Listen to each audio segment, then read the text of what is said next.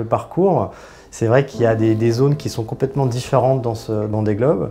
On part des Sables d'Olonne au mois de novembre, à l'automne, donc ça veut dire que potentiellement on rencontre une dépression atlantique. La première partie du parcours est une partie intéressante puisqu'on va longer les côtes africaines, passer l'équateur, donc cette zone nommée poteau noir qui effraie toujours les marins puisque c'est le siège d'orages extrêmement violent. Ensuite, on met le cap sur le Brésil parce qu'il y a un anticyclone nommé Sainte-Hélène qui nous barre le chemin.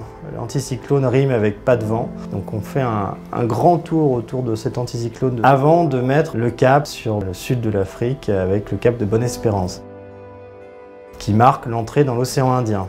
Et là, nouvelle ambiance, on est dans le Grand Sud avec ces longues houles, avec ces mers difficiles, ces vents forts. Ensuite, il y a un passage à niveau au sud de l'Australie avec le cap Lewin, donc un cap assez célèbre parce que redoutable, qui marque le passage dans l'océan Pacifique, qui est aussi l'océan le plus vaste. Donc on va y passer de nombreuses semaines.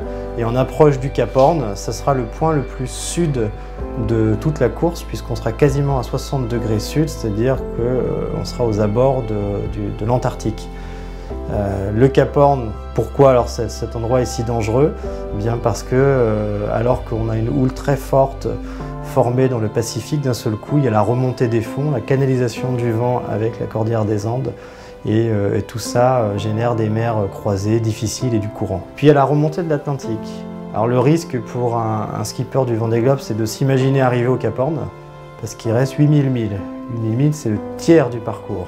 Et la remontée va se faire le long de l'Amérique du Sud, dans un premier temps.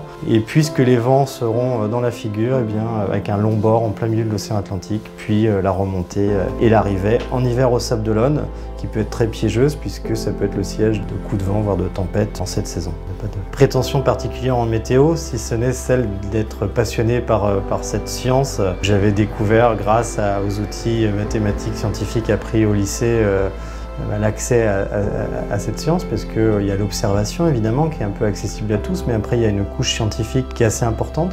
Et quand finalement on chemine dans l'apprentissage de la météo, on arrive très rapidement à des modèles mathématiques. À l'heure où effectivement nous sommes nos propres météorologues, nous recevons des modèles, chaque navigateur reçoit le même modèle.